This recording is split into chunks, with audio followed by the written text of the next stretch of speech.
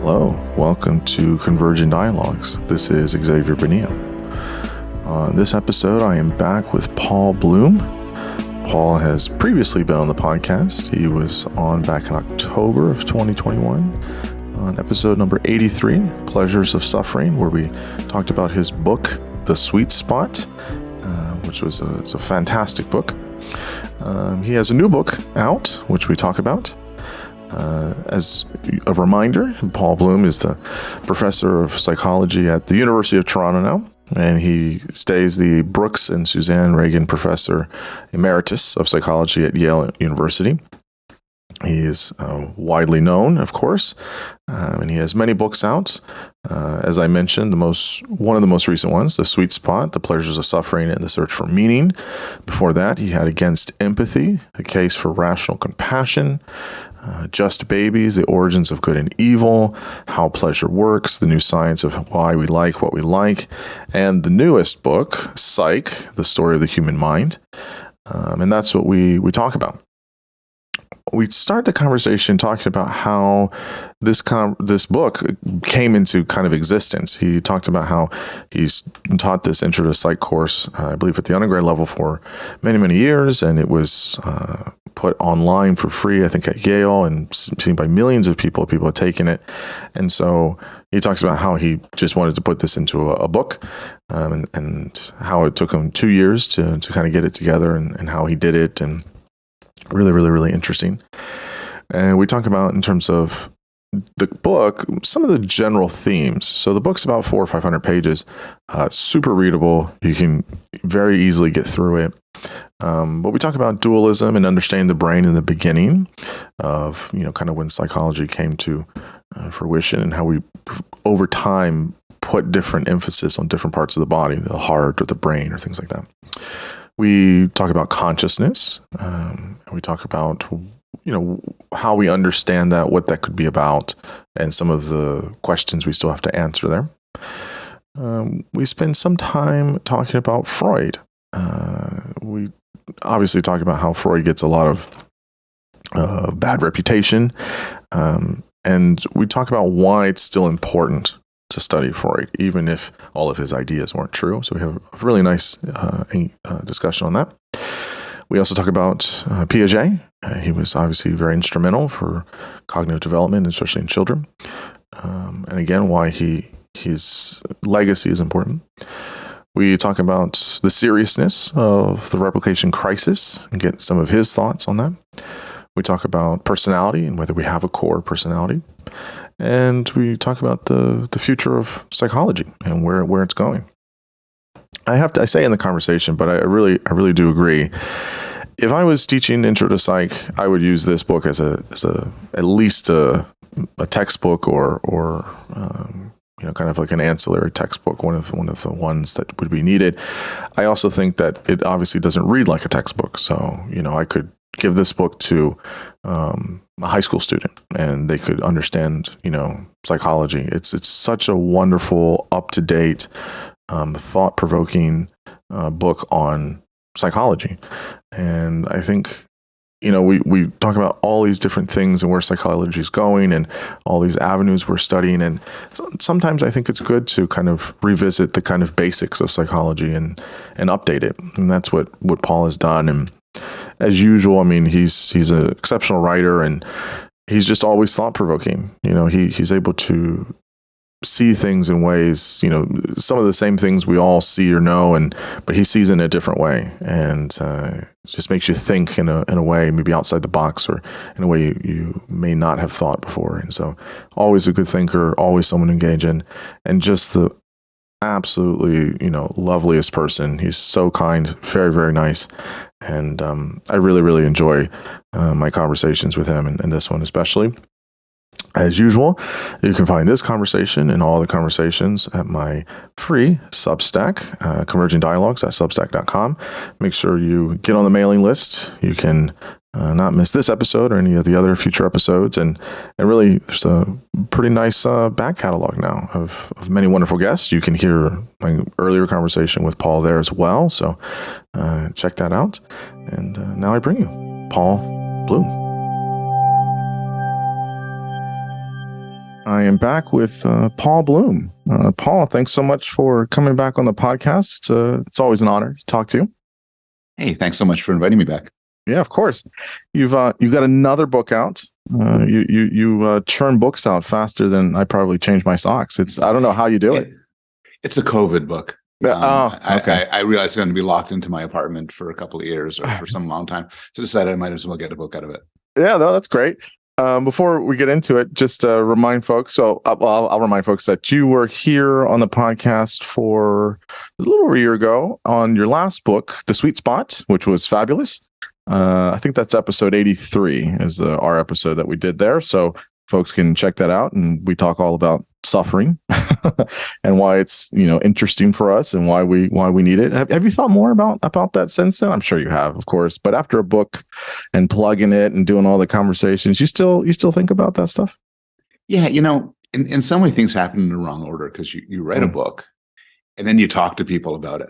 Mm-hmm. And then there's sort of feeling like you wish you could just go back now. You had so many conversations about it, and then change it all. You're right. And it's not like I'd entirely rewrite it, but there's certain themes that came up in conversation, maybe conversation with you actually, that I wish I put more thought into. And one theme which just interests me so much is individual differences and the sort of suffering people want.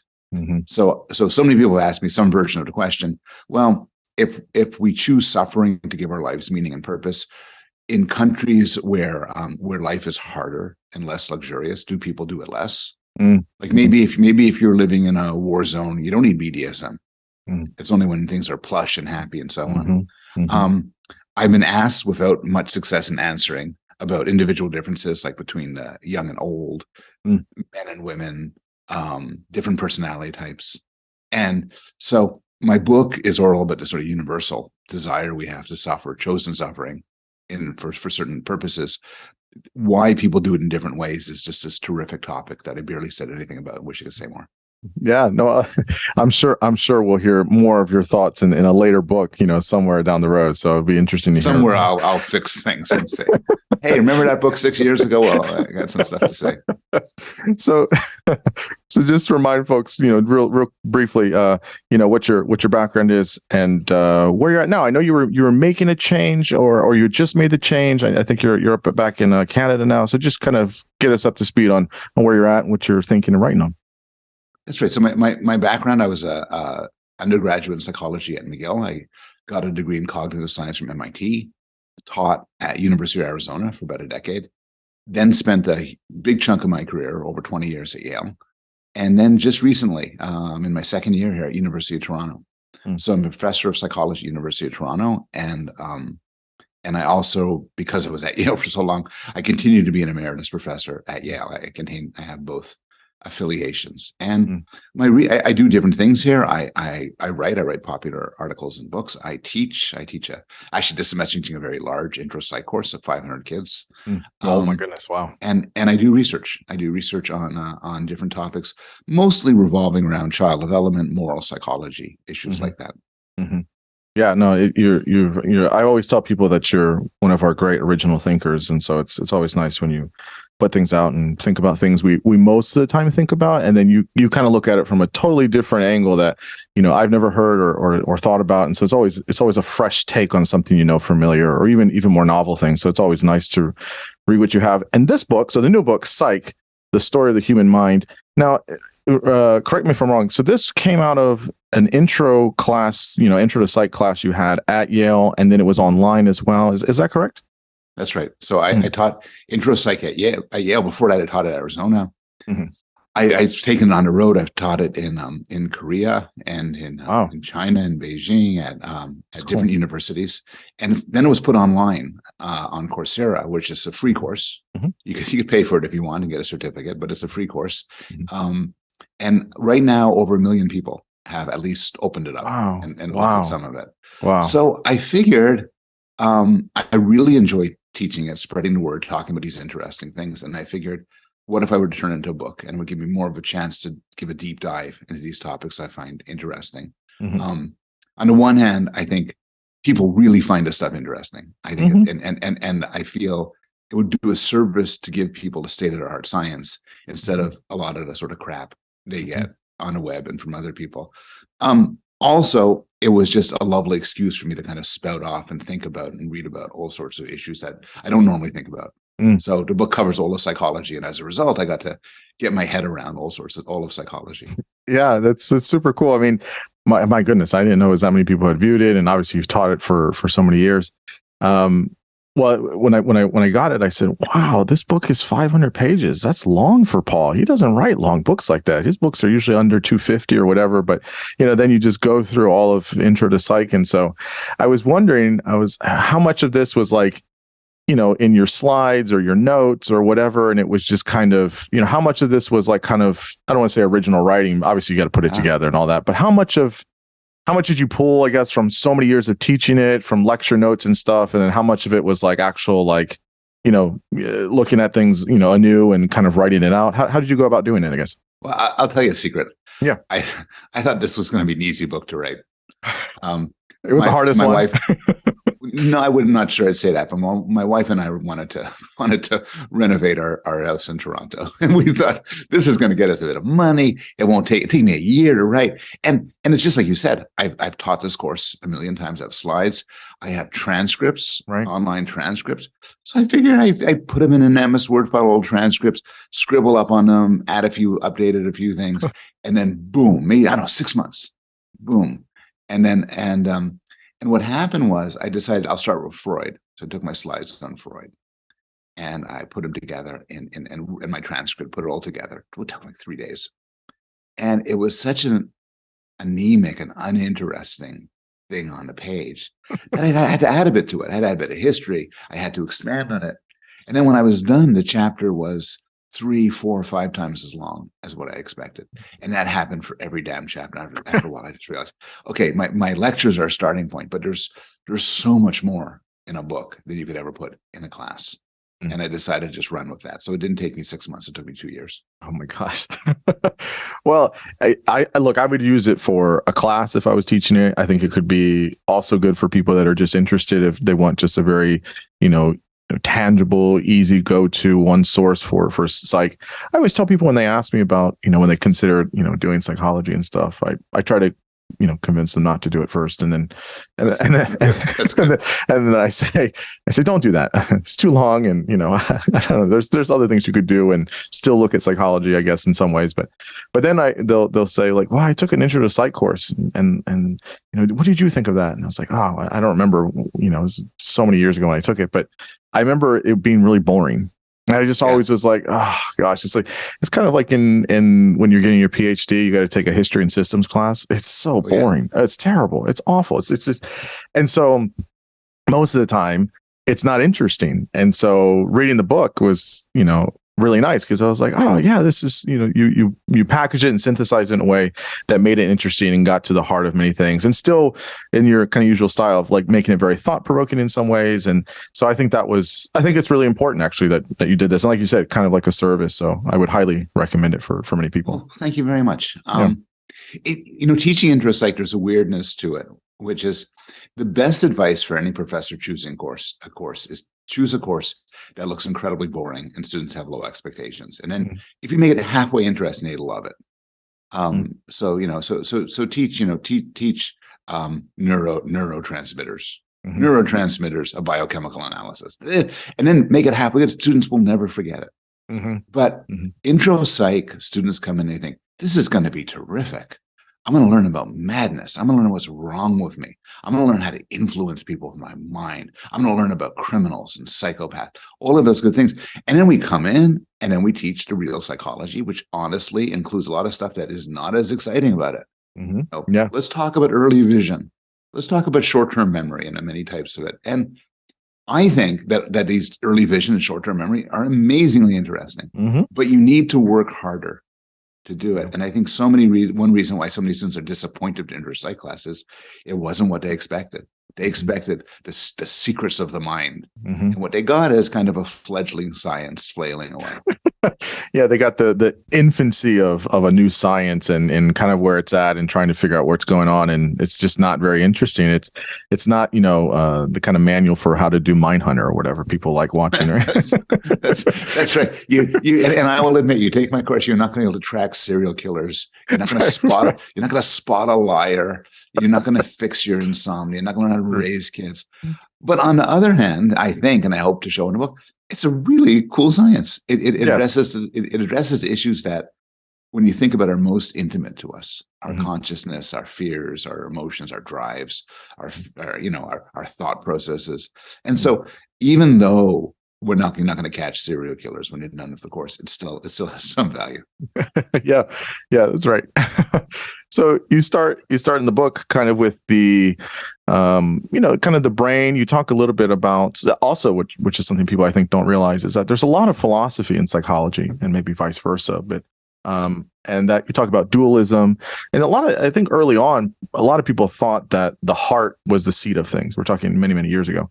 And then we say, well, the brain is also really important. And so I don't know if you've read Matthew Cobb's The Idea of the Brain. It's a fantastic book. I love Matthew Cobb's Idea of the Brain. And it's great. It may not be in the text itself, but it had a great influence when I wrote about the brain, because Cobb is a wonderful writer and very skeptical.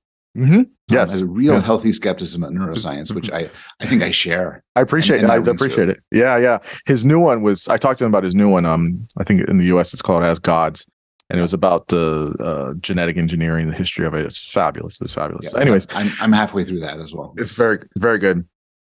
And so you start with the brain, and you talk about kind of all the basics of kind of physiology of the brain. Talk about neurons and transmitters and things like that. And so I guess start with dualism. Why was this kind of a popular idea, and how is the brain as a machine, of how we usually talk about that, not as useful of an analogy as we usually think of it? So dualism, when my very first book was called Descartes' Baby, written a long time ago. And it was, I love that book. The idea were common sense dualists, that even kids are. And what is it to be a common sense dualist? It's Descartes characterized dualism as, there are two things in the world. There are physical bodies. And, your desk is a body, and your chair is a body, and dogs are bodies, and physical things. And then there's immaterial souls. And we are, at root, immaterial souls. We are tethered to a body in some complicated way. You could choose to move your body around, like somebody driving a remote control car. If somebody steps on your foot, you feel it. So there's a connections, but you are not a physical thing. You are separate. You are floating above it. Mm-hmm. And I think this makes so much sense to people. Mm-hmm. I think, for instance, when you ask people about life after death, they say, well, my body will die, but I'll remain. Mm-hmm. And even to entertain that notion involves the idea that there's a you that's separate from your body. We talk about people leaving their bodies, like astral projection. Yeah. We talk about people shedding one body and taking on another. It's the stuff of comedies and horror movies and fairy tales. And I think the basic fundamental assumption is that minds are separate from bodies. And I think one of the great findings of modern psychology, and also, of course, neuroscience and a lot of philosophy, is that that's mistaken. That as best we know, we are our brains. And it's not our heart either. For a while, a lot of people, there was a big debate, among smart people, who said, well, suppose mentation is physical, where is it? And we say, well, the heart responds when you're excited. It pounds more, and it sort of responds to things, and the head just sits there. So maybe it's the heart. But, consensus now is the brain. Mm-hmm. Yeah. Well, you can definitely see it when people are, when they have various head injuries or whatever, and their mentation is lacking or decreasing, and then they kind of come back online, and you can kind of see that it's definitely involved at the very least. That's right. You kind of wonder why it took so long for people to come to the insight, where presumably even René Descartes knew that a big blow to the head could really mess you up mentally. Yeah. He knew that diseases like syphilis and dementia, real physical disease, physical body, mm-hmm. could affect how you think. Mm-hmm. So there's so much evidence that the body and the soul are intertwined. Mm.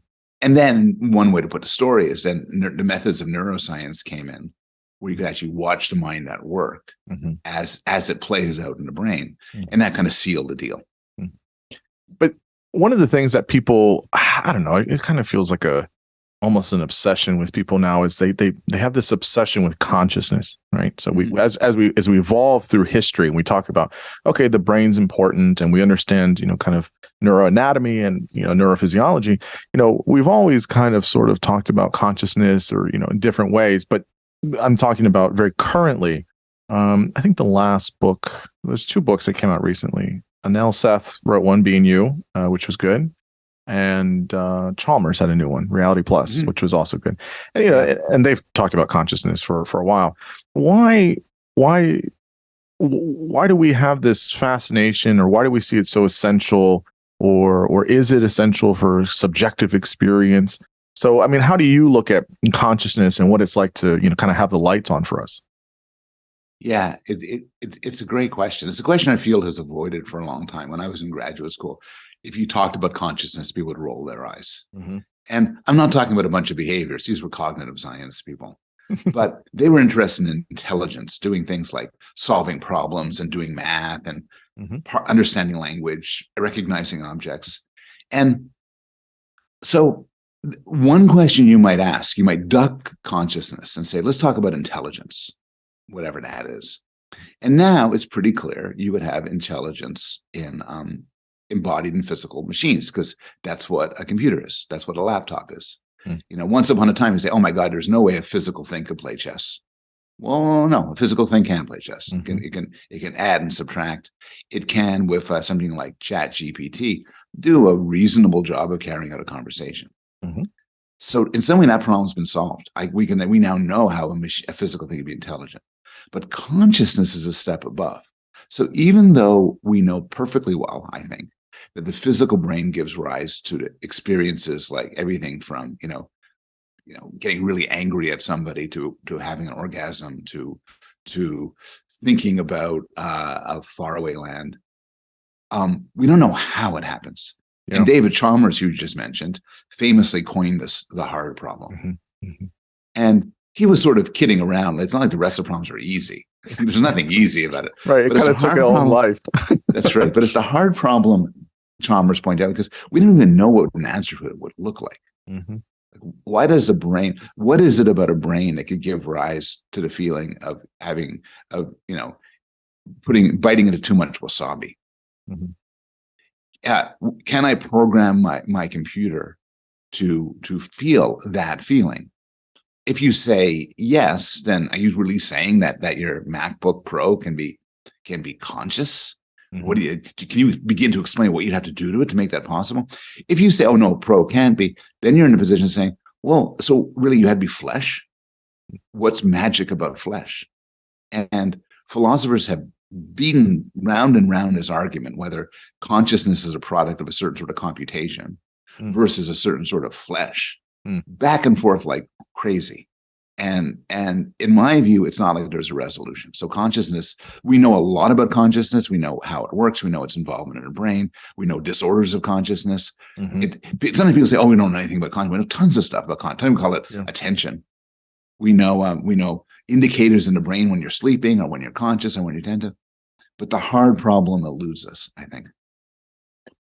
Yeah, it's something I think about too a lot is this idea of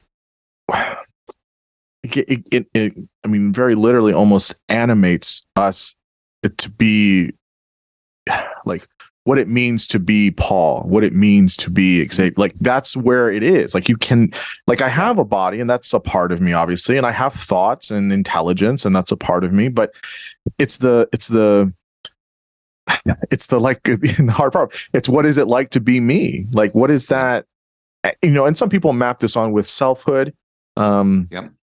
Again, not the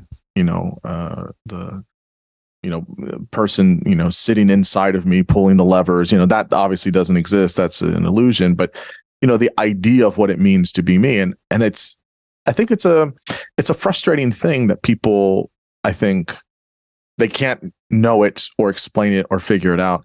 I think one day we will, because we have so many ideas already about it. It feels like we're close, but it is something that it continues to be an elusive problem for many people. And you put your finger on something, which is it's a problem that's so elusive.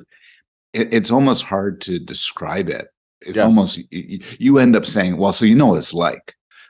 One way I've heard it framed is, suppose they could take your consciousness and put it into a robot. A robot would be a healthy robot, could feel what you feel and everything like that. And well, one question you'd want answered is, well, wait, is that robot going to be me? Is my consciousness going to be in that robot? And I could say, well, it's going to act like you and respond like you and look like you. You say, well, no. I want to know, will it be me? Will it be the guy I am currently now in that robot? Mm-hmm. My wife and I constantly argue about the Star Trek transporter, where I think it's a murder. We could spend hours on this and totally derail everything, but I think it's a murder machine. It just kills you and then creates a duplicate who's different from you. Mm-hmm. She thinks that the duplicate is you. It's the same. It's the exact same. Yeah. Well, I was going to say, as you were saying this, is, this is the whole plot of, season 4 of Westworld. This is the plot of, Avatar 2 with the general guy, the villain, the main antagonist. Right, where there's you're putting another consciousness into another entity or being, or in Westworld, it's kind of android, kind of humanoid android. And I don't know. I mean, I don't know. I don't know. My intuition says no, but I don't know if that's just me being, privileging one thing over the other, of saying well, of course it's not, because there's this unique thumbprint thing of what it means to be me, but I don't think we know. It's a hard thing. So people talk about uploading themselves up to the cloud and then downloading to a different body. And for those people, the intuition is fine. Mm-hmm. There's something about me which can be extracted from the physical substrate that it's in. But I actually don't have that intuition. Yeah, I don't either. I mean, I don't know. Once I read Merleau-Ponty, and he just showed experientially how important the body is for who we are and our experience. I just couldn't get past that. And it's like, it's all of it. And it's a fun issue, though, I think, that people continue to think about. It's a fun issue. And look, I don't know what your projections are for AI in the next 10 years. But I wouldn't be surprised that maybe when the two of us are old men, but still, we're going to face this issue. Oh, we're going to face this issue. We're going to be dealing with some creatures, I'll call them creatures, beings that are really smart and talk a lot like you. You imagine you're in a podcast and you're talking to somebody, and then it's revealed the person you talk to is not a person, just an AI. Mm-hmm. And then the question is, and we're talking about, and then I suppose I'm the AI, and I say, well, so of course I'm conscious. And what are you going to say? Mm-hmm. It's a really important question, whether the fact that I'm, say, part of a computer program, maybe that means that's just nonsense. I can't be conscious. Just cannot be. Mm-hmm. I'm no more conscious than a toaster. But some people would say that that's a monstrous view. We're just going to be living this out at some point. Yeah, no, I totally agree. I mean, it's so thought provoking, but I think as things are happening, we're going to be faced with that. I mean, we're getting very early versions of this, and it's like, well, what do we do? How do we develop a new ethic around that, and how do we develop a new way of interacting? And I think more so as you talk about that piece of it, the other thing that becomes kind of a question right afterwards is, well, what's real? What is reality, right? I think this is what Chalmers' new kind of thing was in his latest book, was, what does it mean to live in reality if you're having all these ideas? And that becomes a very difficult question, right? And again, I just think it's something that people don't think about. But once you're like, it's like thrown in your face, then it's like, oh, now I have to what's truth? What's reality? All of these questions that have been asked in different ways for, 500 years or longer. But, we're just asking it in different ways with new technology, essentially, which is fascinating. The first time I really heard the case that would have been a simulation, it didn't sell me, but it left me forever wondering and forever disturbed. And I think Chalmers says it doesn't make much of a difference either way. And we're illustrating here how the concerns of psychology and concerns of philosophy at certain points just blend together. There's an interesting overlap there. So obviously the big guy in psychology, someone that I'm fond of, is Freud, Sigmund Freud. He was huge. So I'll just say this. I've said this at different points. So, I'm more contemporary. I think Freud has a lot to offer. I think he did a lot. I think people misunderstand him, but obviously we've updated a lot of his theories and his ideas, and he got some wild ideas, which is fine. I think everyone has wild ideas at certain points. And he did, if people actually read his stuff, early Freud is different from later Freud. And later Freud, he tried to update some of his ideas. He was a little rigid in other things. I guess my question is, you treat him very well, I think appropriately in the book. Why do people give him so much shit? I mean, I feel like it's just like a thing. I know some people are like, oh yeah, that fucking guy, whatever. And it's one of these things where it's like, okay, like that's fine to criticize him, but have you actually read, some of his work? Have you engaged with it, openly to see if it holds? Like, do you understand his, topographical model and his developmental model and his, most of the times it's like, no, they read one thing and it's just like, yeah, he's crazy and, he's weird and that's it. And so how do you find these, like, how do you view him overall, I guess? And then how do we extract some of his contributions and why it's important to still study him? It's a great question. It's also a great question because I'm writing an article based on my book. It's on Spec, so I won't say who it is. And they wanted me to write on Freud and make a case for Freud. And so I'm thinking of these things as we're talking. If some mischievous person in a publishing house took away the chapter on Freud entirely, and then the book got printed and sold and put on a Kindle, I have a feeling very few reviewers would say there's something missing. Many people in the field think that Freud is an embarrassment. To the extent that they grant him some of the ideas that we now go forward with, they kind of view it as like their pharmaceutical company that got its start making meth. It's just, and he's an embarrassment at many levels. His personal behavior was at times horrible, even sympathetic biographers. He was a monster and did a lot of damage to a lot of people. Oh yeah. Some of his ideas are you said we could only excuse odd ideas, but some of Freud's ideas, like the importance of the primal scene, which is the primal scene being when a child comes across his parents having sex, has enormous power for Freud, even though a lot of kids don't end up doing that. And maybe, some kids are raised by single parents and everything like that. Right. And his elaborate, extremely complex, often unfalsifiable theory is something that I think a lot of psychologists have just given up on. And furthermore, I'm giving you a negative before answering your question. Furthermore, when you try to make his theories falsifiable, like concrete, they don't do too well. So it turns out that children with dominating mothers don't become gay. It turns out that your toilet training probably doesn't have that much to do with whether or not you smoke, and so on and so forth. So where does that all leave us? Well, actually, before I answer, let me hear you answer. You seem to be a little bit of a fan. What do you think is worth keeping from Freud?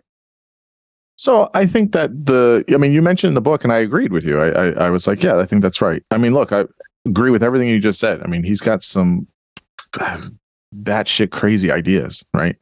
And I think he puts way too much emphasis on a lot of them, and other like really hardcore, old school Freudians, these old, analysts. It's kind of like you got to buy into all of it. And if you don't, then, and I don't know how true that really is, especially for like people that do like his like drive theory. It's like, okay, I don't know how much you have to do that.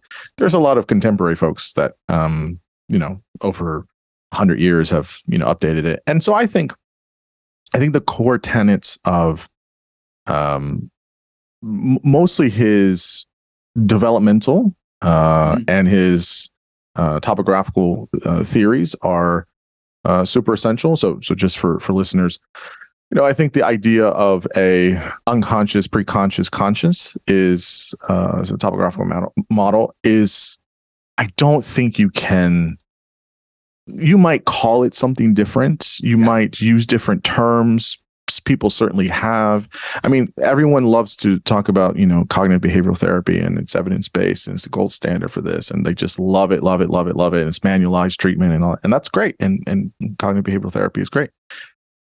But really, if you're looking at core beliefs, intermediary beliefs, and negative automatic thoughts, it's very kind of analog to unconscious, preconscious. It's just not that, and Aaron Beck, who was fabulous and wonderful, he was a Freudian analyst before he developed his own theory. I mean, it's not, I think it stays with us, and it gets updated, and it's fine. So I think we should not throw that out.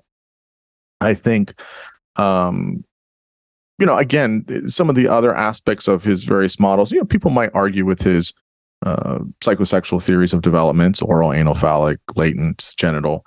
But I think for that, in terms of how far he takes it, but I think the idea of knowing that, we have, pleasure centers in certain places at certain times, that they can signify, control or safety or autonomy or socialization. I think the general idea of that is fair. Obviously, I think that there's probably better ones, but I think as a starting point, same kind of thing. People start with that, they build off of it.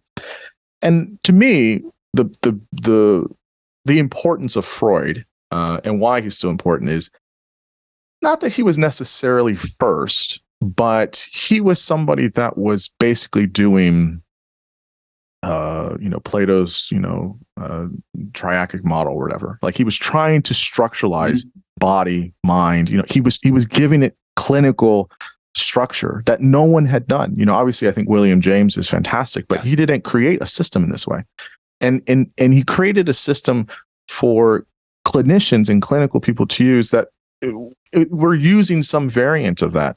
And I think that's important. I think, obviously, you don't have to agree with id, ego, superego, but it is true that, many people afterwards, Kohlberg or Piaget, had their ideas of children and morality. I mean, obviously, you know a handful about this more than I do, but, obviously we know that there is an instinctive kind of pleasure-seeking thing that we have. Obviously, so I think people sometimes get lost in all the crazy spooky stuff that he does.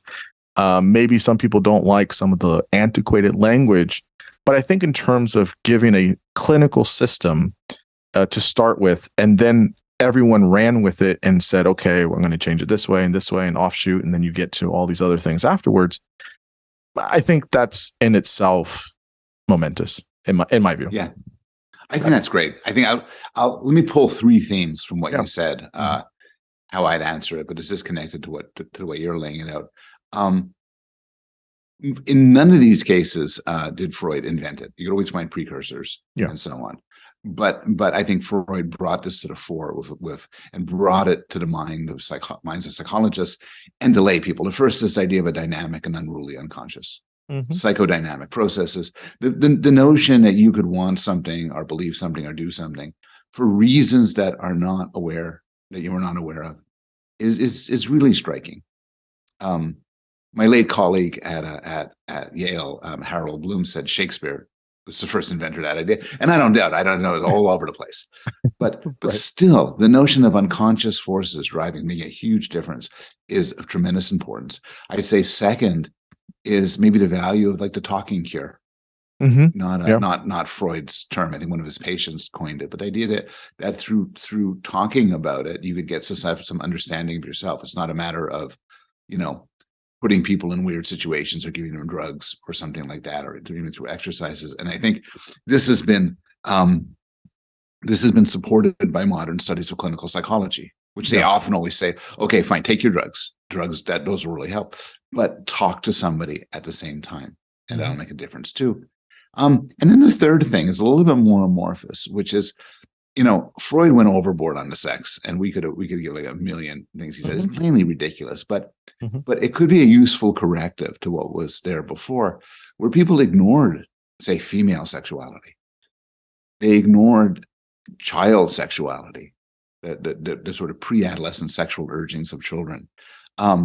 They ignored even for those of us who are presumably normal, how odd our sexual desires can be. And I think by regardless of Freud's own views about homosexuality and which are complicated. Not entirely modern, but not entirely awful either. He seemed to be sympathetic and not, he lacked the prejudices people of his time.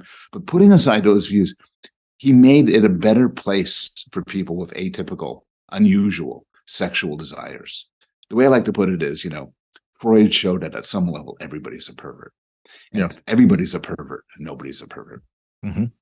Yeah, I fully agree with your way of organizing it. On the last point there, people still have, in at least the United States, a type of, Puritan mindset where they're still kind of, to use the term, repressed with their sexual desires and fantasies. I mean, people still, sometimes when I see, clients that, they can't talk about their spouse and even by themselves or with them present, about something that's, fairly basic or, should be a regular part of their experience. I mean, we still have that problem and about talking about it. And so in that way, I mean, I totally agree. He tried to take out the taboos. He tried to say, look, again, he had some terribly crazy ideas about it. But I think the idea of trying to strip away, a taboo of the importance of sex, obviously he went all the way on that. But I think just how it's important for us as creatures, as humans in relationships, we should be able to talk about that, appropriately and honestly with each other in appropriate environments. I agree. It's interesting. I was listening to Dan Savage being interviewed by Ezra Klein recently, and Dan Savage is I think the author of certainly the most important sexual advice column ever, Savage Love, and the claim he made was gay men are given a nature of different desires in a relationship, are more or less have to talk about what they want and have to be clear about what they want, and often a lot of heterosexual couples try to get their way through without talking about it. Savage's point was that the sexual revolution in some way started by by gay men, and with gay culture moved the world, has changed in a very positive way straight sexual interactions. So it's not all Freud. There's other forces. Oh, too. Sure. Oh, but, sure. But I don't disagree with that, though. Yeah. I think there's something to that, though. Yeah. That was a very interesting insight. It is really interesting, and I think it's one of those things where it's I think people continue to again he's just the 800-pound gorilla in the room. You have to deal with him. You have to engage with him. It's you don't have to agree with all of his wild. That's right. And that's ideas. Another thing from the pedagogical point of view, which is you mentioned Freud and people in my field, people I respect, roll their eyes, But you go into a room of somebody and said, name a psychologist, it's not going to be Aaron Beck. It's not going to, it's not going to be William James. No, it's going to be the man. Right. He's the one who's going to meet up with Sherlock Holmes. He's going to be in Bill and Ted's Excellent Adventure. There's at least one Netflix series on him where he's tracking down Jack the Ripper. He's a figure of immense importance. And unlike someone like Albert Einstein, who's well known and beloved, but E equals MC squared, there you go. So much of how we talk and think about other people has been shaped by Freud. People, even want to say, "Oh, he has such an anal personality," and the person saying that may not even know they're reporting a Freudian notion of involving fixation at a certain stage. Yeah, I mean, the amounts of jargon that's in our culture is because of people say, well, my unconscious this, or they talk about their dreams, or they talk about I'm repressed, or right, not your mother, right, I'm not your mother, right, all these things.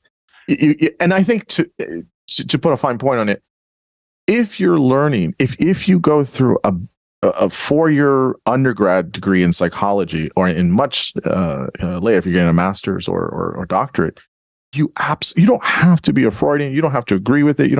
You absolutely should engage with Freud's ideas 100%. That would be a big disservice if that didn't happen. I want to ask about Piaget. So obviously, you've done a little work on child development. a little bit. What are your? I mean, he's another one, I guess, in our world that's huge. I mean, Piaget is huge. I mean, and I like a lot of Piaget's ideas. but what you talk about in the book, but he does this whole cognitive development and, all the stages of cognitive development and things like that, which many people know. But what do you find is the kind of most important or essential things about Piaget, and how have his ideas kind of lived on, 70 years later or whatever it is? Yeah, le patron, he was called, the boss. Yeah. But like I said, it wasn't like Tony Soprano. It was like Bruce Springsteen. He was beloved. Yeah. By everybody. He died not that long ago. So much so you could bump into people who knew him. And he was, by all accounts, an extraordinarily decent man, very good to his students, a real scientist, tremendous interest in children and everything. Certainly a prodigy in all ways. And like everybody might feel, I have a lot of respect for him. He developed this great, ornate, complicated scientific stage theory of development. And we could talk a lot about what he got wrong. I don't think there's very few orthodox Piagetians anymore who say, oh, it's a concrete operational stage and this and that. But he got a couple of things right, I think. One is his rejection of empiricism. He was by no means a nativist, but he thought that kids were actually complicated learners, and not exactly his phrase, but he saw them as little scientists trying to make theories of the world. And this is an idea which I think has run through to the work of Barbel Inhelder and Karmeloff Smith, and up through my own graduate advisor, Susan Carey. Arguing that children are in some sense scientists constructing theories of the world. And I think the theoretical beginning of that came from Piaget. That's one. And then the second thing is all of his discoveries of kids failing seemingly easy tasks, like getting a kid, you put two sets of 5 M&Ms, two rows of 5 M&Ms, one across from the kid, one across from you, and then you just spread out one of them with your fingers, and then ask the kid, who has more M&Ms? At a certain age, kids will say, well, when you just spread them out, now there's more. The failure to appreciate some properties could change and others can't. Demonstrations of egocentrism, demonstrations of failure to appreciate appearance from reality. There's great discoveries. Now, right away, I have to say, so much of psychology since Piaget has been showing that he was mistaken about the lack of abilities of young children. Even some of my own research looks at babies and finds incredible abilities on the part of babies. Still, the theory plus the observations, I think Piaget was in many ways a true scientist, wrong about most things, but made strong falsifiable theories. He wasn't unlike Freud and unlike Skinner. He didn't want to change the world. He didn't have these grand ambitions. He just wanted to understand the origin of knowledge. Yeah, and I think he has a moral theory. His contributions to theory of mind as well is a very high abstraction. Again, I think it's tremendous. And I'll bring again Merleau-Ponty's is a point here where he did work on child psychology as well, and he also thought that in a different way that children in a sense were kind of little scientists as well. How are they trying to, from their vantage point, seeing the world and what they're trying to make of that? And I think they're contemporary. So it's one of those things where, again, he's in that world or that field, whether it's child psychology or whether it's cognitive psychology, he's tremendous. You cannot go through anything in that part of psychology without honestly and fruitfully engaging with his ideas and his impact and the ripple effect that he still has, which I think is important. I think that's exactly right.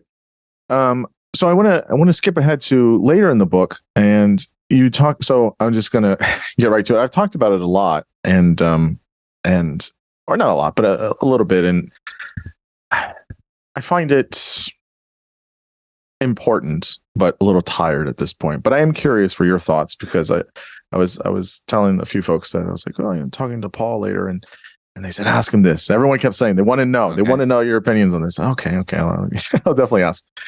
So you mentioned in the book. So we've been talking a lot about kind of some of the historical aspects of psychology, and we've mentioned that it's a very young field. And one of the things that has been deeply problematic. Now, some people are absolutely, just really, really, really, outraged at this and think it's the worst thing. And, psychology is, absolutely done for, and other people are minimizing it, is this replication crisis, right? Yeah. Which I know about this. You talk about it in the book. So I guess the main question I have is this overblown? Is this how serious is this for the social sciences and definitely for psychology, I guess, at large? Yeah. So you can imagine the view that says, it's no big deal. It's entirely, it really is, it's nothing to worry about. And I know people who hold that word. Then you have the other view that says, this is terrible. Psychology is rest on a house of sand. The field should just give up. Yeah. Now imagine a perfectly rational view right between the two, and that really has a deep understanding of the facts and sees everything with clear eyes. That's my view. So yeah, there's a replication crisis. And the story is exactly as many people know the story to be. A lot of the central findings in psychology, ones that I used to tell, say, an intro psych class 10 years ago, turn out not to replicate. And well, sometimes somebody could just replicate, not due to luck, but it turned out not to replicate when they should, when you have big samples, when you do it again, and suggesting the findings are not real. And when we could talk for hours on a long list of findings that do not appear to be real. We also know why this has happened. It's not that people have been making up their data. It's that we have been doing our studies poorly. We have been, there's different words for this, but the main problem is we've been p-hacking. And people call it the garden of forking paths. And the idea would be we've constructed studies that said that when we analyze the data, there's like 100 ways we could get significant findings. And since by chance, some of them are going to work out, we then be publishing significant findings that happen through chance. And this has been devastating. But I'll say three things. And this is I'm channeling the people who are freaking out, but I'll say three things. First thing, it's not just psychology. Yes. So check out cancer research. Check out all sorts of other fields. Economics. Having their own replication. Economics, that's right. And the thing about psychology, particularly social psychology, where this has happened first, is they're just the ones they were the ones to notice it, to point it out, to say, here's our problem. And due to some horrific injustice, people say, oh, God, you guys have a problem. Well, I think all of psychology has a problem. I think a lot of other sciences, probably not the hard sciences, where the statistics are different, where the same problems don't arise, but a lot of social sciences have a deep, deep replication crisis. Yeah. And so we're not special in this regard. Second, we're really working to fix it.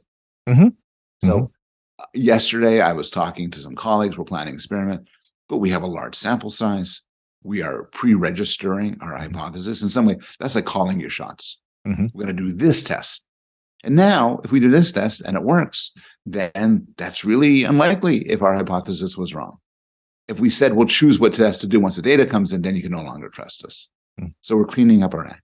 And then the third thing, and this is how I end the chapter on this, is there's a lot of findings from psychology, both modern day and also pre-crisis, that we can believe, that are honest to God discoveries, and we can believe them, and they have stood the test of time.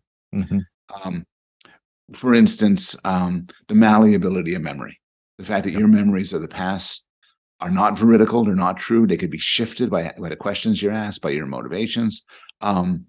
The presence of early knowledge in babies, an area I've been in, has had many replications of core findings, and some of the findings are profound.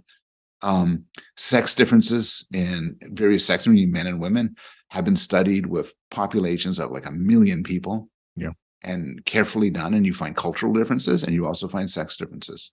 And I could go on and on and on. Certain visual facts about visual memory, certain facts about visual perception are so robust. You could just put up an illusion and you'll see, wow, there's your evidence. Not going to have problems replicating that. So yes, there's been a huge crisis, but it's not just us. We're getting out of it. And even given the crisis, you should still buy my book. Well, I talked to, I firmly agree. I like the way how you succinctly put it. I'm sure you've heard of him. Is Stuart Ritchie wrote science fiction. Big fan. Yeah. Yeah. We talked for almost 3 hours, back half of last year. And that's a great conversation. Folks should listen to it. And we got really in the weeds of it. We got really in, and we talked about a lot of things. And he's very good about this stuff, and he has a nice Scottish accent.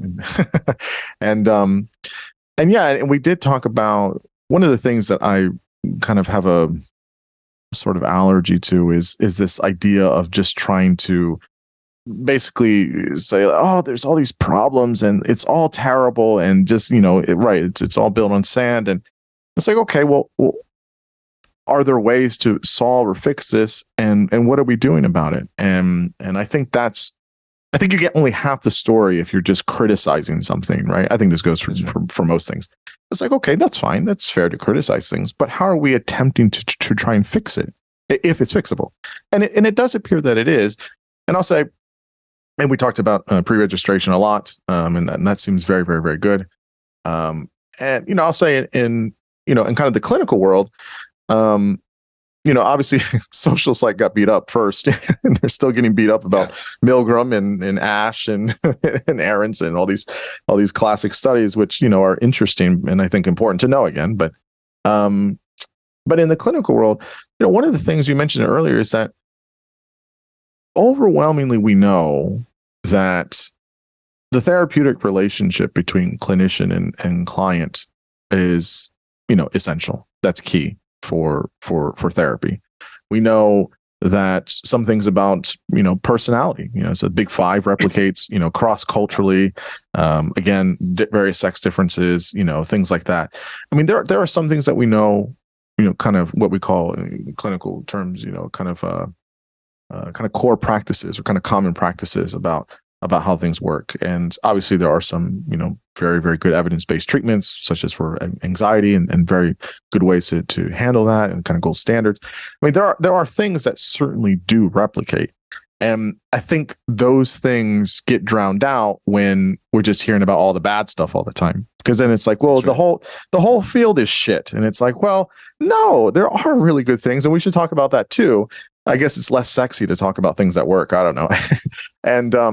And you're right. It's not just us. It's it's economics, it's sociology, it's all these different other fields. And so, but I think we're trying to fix it, which is the important thing.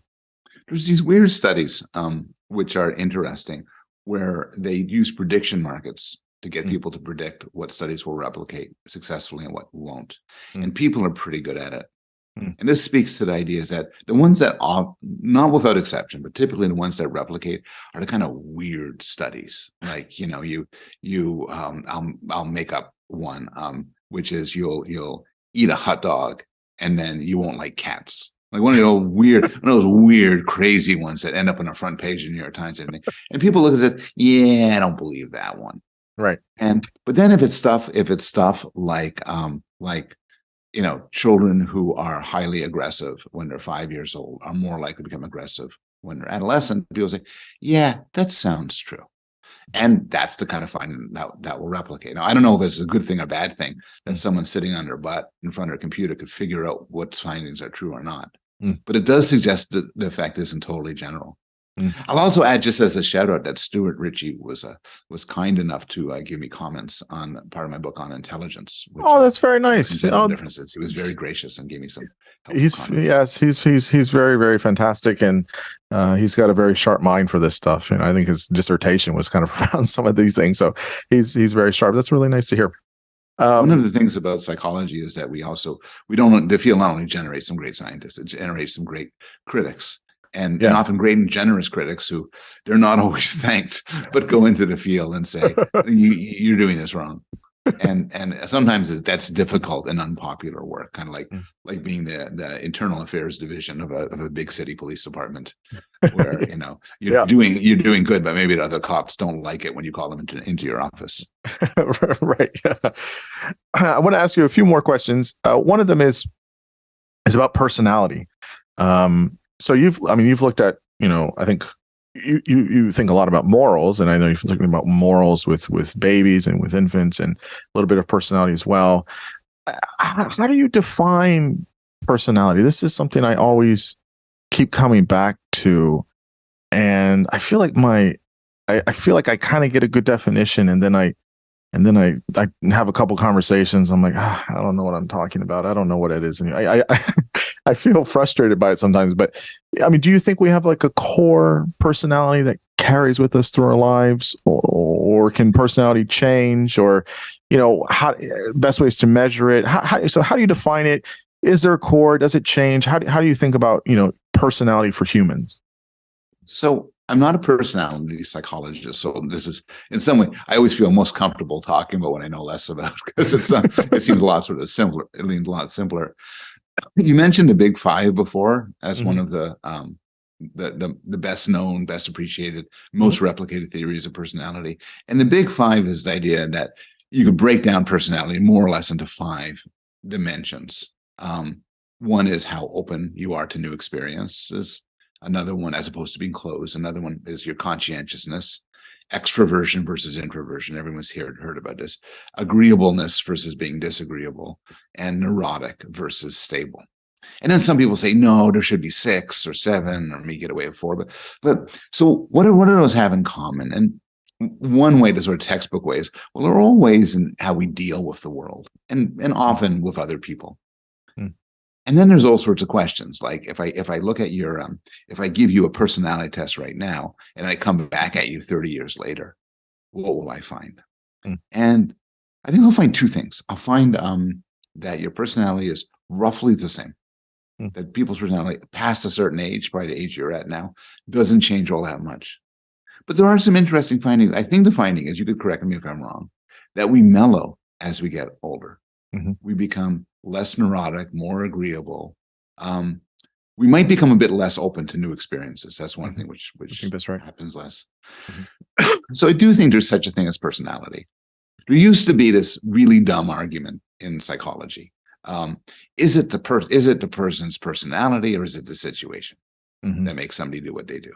And it's one of the dumb arguments, because, well, of course it's both. Yeah. If you wake up in the middle of the night and the house is on fire and you're on fire too, and all your kids are upstairs and everything, and you get upset, plainly, that's the situation you're in. That's it. Well, what kind of person gets upset? Well, no, anybody would get upset in this situation. Right. So plainly, the situation matters to some extent. On the other hand, it's crazy to deny, as some people did, that some people are just more extroverted than others. Yeah, you drop me and a normal person in a party, and I'll immediately gravitate to the corner and stare at the books. And by the time I'm done my party, the person would make 3 marriage proposals and toast to them and everything like that. There's people differ. I'm more introverted. Some people are extroverted. It's interesting. I had this conversation recently with Brian Lowry. He's social. I think his background is social psychology. He does organizational behavior stuff, and he's at Stanford. And he has this book coming out called Selfless, and he goes full social constructionist. And he believes that the self is only defined, I think I have this right, only defined based on social context, that our interactions with other people make us who we are in ourselves. And we had this really fun debate. We were talking, and I said, well, I don't know, Brian. I think there's this core element that is stable across time. And we went back and forth on it. It was a very fun conversation. It was very, very fun. And he was, I don't know if I totally agree with that. And I said, well, how could that be? We're not that. I mean, we do evolve over time, but there has to be something. And he's like, well, how do you know that? I said, well, I don't fucking know. I just think so. It's not an empirical claim. I don't have data behind it. It would make sense. And part of that is like there's the version of you when you were 5, and you're much older than that now, and it's like, well, of course it's still you that's in there, right? And like, just like there's the part of me, who I was at 5 is like, of course we evolve and change, and we have relationships and experiences and loss and suffering and good times, but there's a part of us, maybe it's only 5%, but that stays constant. And that's whatever that is makes us us. It kind of goes back to that consciousness thing. And he kind of sort of disagrees with it. And it's very, very interesting. But I wonder about like this element of this constancy, of this core of what it means to be who we are. And I don't know. I mostly feel that, but I sometimes wonder about it. So I don't know if you kind of feel the same or differ about this kind of core element that stays constant with us and that's the thing that kind of, it's like the chip in the computer that makes it go, or it's whatever, I don't know. What do you think? I'll put aside the question of what makes you, you, and whether it's constancy of personality. Some people say, some people, like certain philosophers like Hume, would say it's constancy of memory, the track of the same memory over time. But there's a question you're asking which seems to be very much of an empirical question, which is, well, there's two of them. One is, to what extent do we stay the same over time? And it just strikes me as an empirical question. You can take somebody at age 10, measure them in 100 different ways, and then bring them back at age 50, measure them in 100 different ways. If the two measurements have nothing to do with each other, then it suggests people are just entirely malleable through their development. If they are strongly correlated, it suggests that they aren't. You could do this for things like height. You could do this for things like what kind of taste in food you have. In some ways, things are going to bounce around. I think my taste in food is a lot different than when I was 5. But, mine too. but in some way, my openness to new experience may not be that different. And then there's also the question, and this is sort of, if you talk to your skeptical social psychologist again, there's issues of heritability. So suppose it turns out, as I think it probably does, that we could predict how extroverted you are now pretty well by knowing how extroverted your biological mother and biological father were. It suggests both constancy, and it suggests that environment isn't really everything. And I don't think this is a philosophical question. It could well turn out in favor of the other view that there's no correlation between your genes and how you grow up. It's just an empirical question. I think there is one, and I think that if so, it refutes a strong version of the sort of selfless claim. But it's not a matter of sort of, well, you get your philosophical position, I got mine. Yeah. I remember reading I think there's just more that we're going to know about this stuff with polygenic index scores and things like that. But reading Paige's book Genetic Lottery and talking with her and stuff was, I felt fairly balanced. And I know she gets a lot of heat from both sides of things, but it's basically that point. It's like, yeah, it's both. Of course, it's both. But we shouldn't dismiss one over the other, or vice versa. And then where's that future going for us? How are we trying to understand more about this instead of, again, making it a taboo, or saying that, like, well, we shouldn't maybe look at that as much, or this stuff has a bad history, or it could potentially again. I think we have to look at that stuff and say, well, how does it implicate? I think that's exactly. I agree. Paige in particular, her book Genetic Lottery was I think excellent, and really an honest approach to what we know and what we don't know, and telling a very measured and balanced story of the relationship and sometimes non-relationship of genes and outcomes, and struggling to see how does this fit with an egalitarian worldview. I think the sort of anger that was directed towards her reflects a bit of a pathology in discourse, where anybody who mentions genes in any context regarding the human mind is considered, an agent of the Third Reich. Right, you're a geneticist, and when people have this view, it just means that if you possess that view, it means you just locked yourself out of all science. And I think reading Paige gives there's all sorts of interesting points that are actually go against those strong genetic determinists points. So she makes the point, as does Freddie DeBoer in a book called The Cult of Smart. Yeah, I talked to him recently too. Yeah, he's great. Oh, you talk to all good people. That how genes affect you depends enormously in your society. A very simple example, not from one of them, is that suppose you're in a society where people hate redheads, and redheads get worse in life. They don't get good schools, they don't get friends, and like that. Well, then genes for red hair will then correlate negatively with all sorts of bad outcomes. Will correlate with all sorts of bad outcomes. If you're not in such society, you won't get that correlation. If you're in a society like ours, where IQ of a certain sort, a certain test-taking ability is of tremendous value for everything, including in some place like becoming a hairdresser, becoming a plumber, everything. everything got to go through school, everything got to get tested, then those genes will have an enormous power. You shift to a society where they matter less, the genes will matter less. Mm-hmm. Yeah, and I think, again, I mean, where does our society go in the future, and how we're trying to understand all these things, is obviously to be determined. But I think there's a lot of, look, you could go down the path where, yes, it leads to, the Fourth Reich and all the worst ills of, our humanity. Fine. But I also think it can go to a lot of other places that can teach us more about what it means to be human and potentially other organisms on the planet, and find other ways of trying to have a more balanced and equal way of living and cohabitating with each other. One of the last questions here is, so you've taught this for so long, and you've written obviously a great book on it. Where do you think, I guess, it's kind of two parts, the current state of psychology is, both, I guess, in academia of sorts, and then more popular and within popular culture? And, where do you think it's headed, or where could it go, or where could it go that it could be improved on? Yeah. I'm not sure. I'm positive about things. I'm not sure that if on average, or the sort of, median psychological study is particularly good or interesting or done well.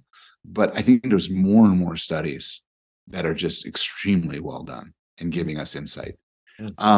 Some of them are sort of big science studies, that sort of I don't participate in and make me a little bit sad, where it's a team of a lot of people doing a big cross-cultural study, or an enormous behavioral genetics study, or a large computational modeling study. And it makes me say I'm just not part of that, but I could respect that. Mm-hmm. But sometimes there are this lone investigator in a lab, and she has some cool ideas, and a couple of graduate students, and they just do this kick-ass study to find something incredible. I think evolutionary ideas are gradually becoming more incorporated into psychology, whether or not you want to call them evolutionary psych or not. And I think psychology is blending very well with other fields like economics, philosophy, computer science, genetics, and so on. So we're heading in a sort of consilience-like direction. So I guess I never sort of answered that question more, but I'm all optimism today. Yeah, I mean, look, I hear so much cynicism and negative stuff about it, and I can hear some of that. I mean, I think the big thing, which is true of most things, is that people are worried about institutions and certain ideologies taking over them and all these things, and I hear those claims of sorts, and I think there's something to be worried about. Some of those things, we're going too far with that, but I also have some optimism as well. Of it's still a very young field, and it's still learning how to do things, and learning quickly in some ways, and trying to be able to say, how do we produce good science and produce good studies, and how are we having this kind of, as you're saying, this confluence, or this overlap with other disciplines, so it's a multidisciplinary thing, instead of we're in our corner and you're in your corner and this person's in this corner and this group's in this corner. We're all kind of, it's less about, there's always egos, but trying to say, like, hey, how do we put our heads together and look at, marketing or economics or finance or, sociology or whatever it is, anthropology, public health. How are we looking at all these things together, and what is psychology's piece here? And because if you're trying to understand humans and human behavior, you want to know something about that. And I think that that's also very positive. So, I'm a little bit more mixed. I feel concerned on some things, but I feel optimistic on other things. And, I think one of the good things is, folks like yourself writing good books and trying to be very smart about how to do things is important. I usually tell people say, like, they'll mention certain things to me, like, oh, have you read the 5 love languages, or have you read some of these very, very popular, you can call them psychology books, and I'll say, yeah, I'm not the biggest fan, or yeah, it's okay, or it's a little dated. And then I try to say, but here are some folks that you should read. that is very easy. It's it's not watered down, but it's easy to read. And there's a few folks like that, and I think if people really want the whole tour of psychology in terms of where we're at this point, they should definitely get your book, which is Psych, The Story of the Human Mind. This is out February 28th, correct? Where all good books are sold. Thank you very much. Extremely gracious way to end things. It was a wonderful conversation overall. Yeah, of course. Where's the best place for people to find you? I guess paulbloom.net. Okay, that's good. That's good. And or on Twitter. Yeah. So I get on Twitter. Still on Twitter, I guess. Yeah. Well, I hope everyone goes out and buys the book. And it really is always a delight having you on the podcast. You're always welcome anytime. And maybe one time I'll get you on here and we'll talk about things non-psychology related. So it's always good to have you on. I appreciate it. Thank you so much. Of course. All right.